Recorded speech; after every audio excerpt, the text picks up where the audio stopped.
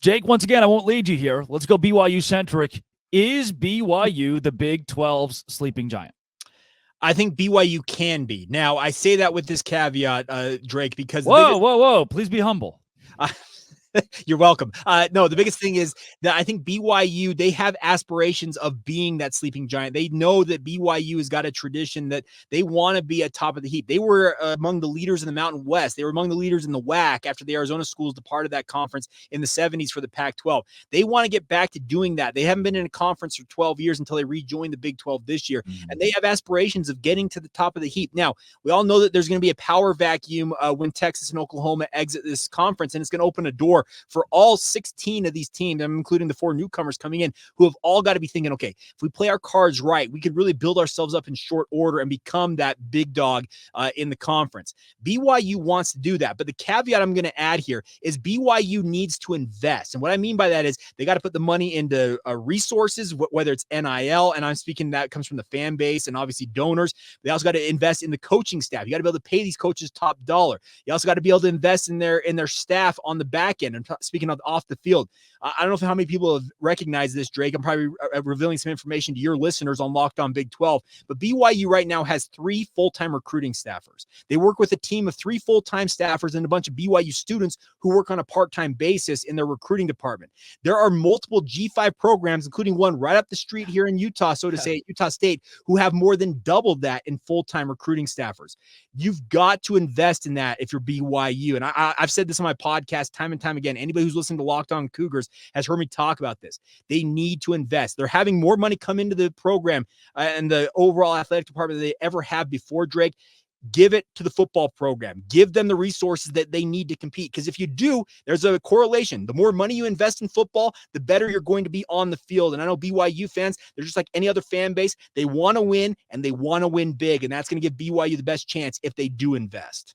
I'm already confident in BYU's ability to develop. I've seen the practice facilities from the indoor to the 2 outdoor fields to the weight room, and being on hand, on site, it is not only Power 5, but better than over half of the Big 12. I don't think development's the issue. Knowing it's recruiting is a good help to understand the early struggles and where BYU can go from here. Along with that, you start to question coaching. And I know Kalani Sitake is marked safe for now, despite not going to a bowl game this year. He still feels like the right fit. But to me, there should be some pressure on A-Rod where that offense goes. You could argue that injuries put them behind the 8 ball, but 12 Big 12 teams this year of 14 had backup quarterbacks play legitimate snaps at some point in time or another. That can't be the excuse. No, it can't be. And you're right. The biggest thing is BYU needs to pick it up in the recruiting sphere. Now, I will say this, Jay Hill, he's doing a very, very good job on the recruiting front. BYU's kind of going into this early signing window with chances to win multiple recruiting battles for high-level 3-star and 4-star talents.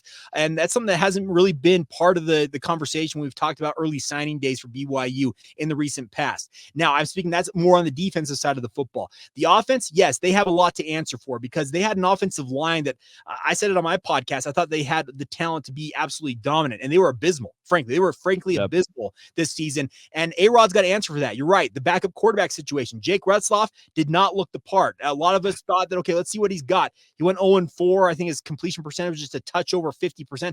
That's not going to hack it at the Power 5 level. We'll see what they do in the transfer portal. I know they have kicked the tires on more than a dozen different quarterbacks out there in the portal, trying to find the right option. The one thing I can say on the recruiting front is BYU learned a lot, Drake, in terms of what they're looking for. They tried to fit Keaton Slovis into this offense and realized very quickly they need a true dual threat quarterback. A pass-first guy, a statue in the pocket like Keaton Slovis just won't hack it in the offense that Aaron Roderick wants to run. So they're being a little more judicious in terms of what they're looking at in the transfer portal quarterback-wise right now, looking for a guy who can both throw and run because they've seen Zach Wilson and Jaron Hall when they've been their best in terms of their competition. They need a quarterback who can do it all, and they're going to be very, very careful to find the right guy, if at all possible, to fill that role. Now, they also have other things to address. Aiden Robbins declared for the NFL draft. That leaves BYU's running back room pretty bare because you have LJ Martin, who's a very, very promising freshman.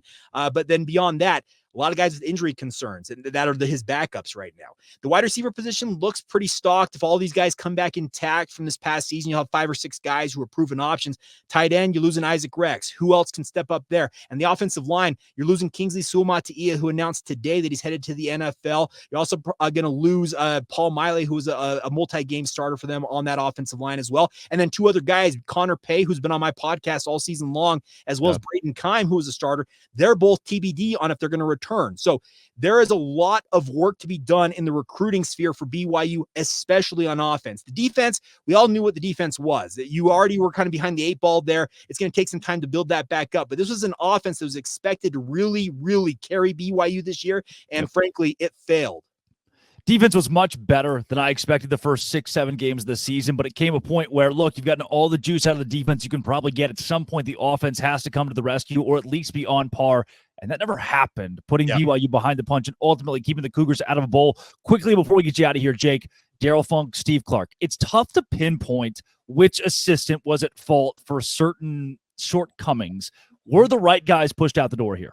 I think that Daryl Funk, the writing was on the wall. The offensive line, like I said, it failed. They needed to change things up there, and Daryl Funk paid the price there. The Steve Clark one was a little bit surprising to me because I actually thought with the failure in the run game in particular, I'm talking about the running backs, I thought that Harvey Unga, the running backs coach, would ultimately pay the price there. So it would have been Funk and Unga being on the chopping block there. Yeah. But BYU felt like Steve Clark was the guy that needed to go, and ultimately he pays the price. He's one of the great dudes in terms of just personality that BYU had on staff. He did a very good job in recruiting, but the other thing about it is Isaac Rex was, Isaac Rex was really the only tight end that produced at a marginal clip. I don't know. If you look at the other tight ends, they didn't do much for BYU. So I think that may have played into the role of why Steve Clark paid the price.